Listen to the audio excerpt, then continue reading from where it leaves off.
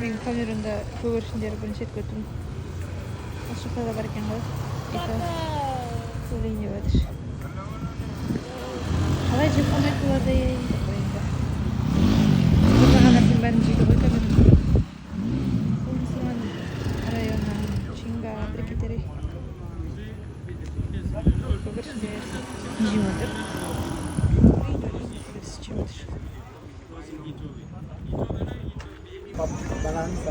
C'est quoi ça?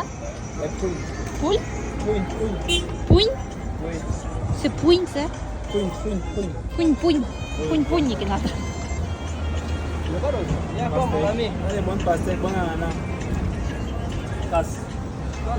Ya papaya. Manger après-demain. Oui. Comment? Comment les pièces? Comment? Allez, prends la oui.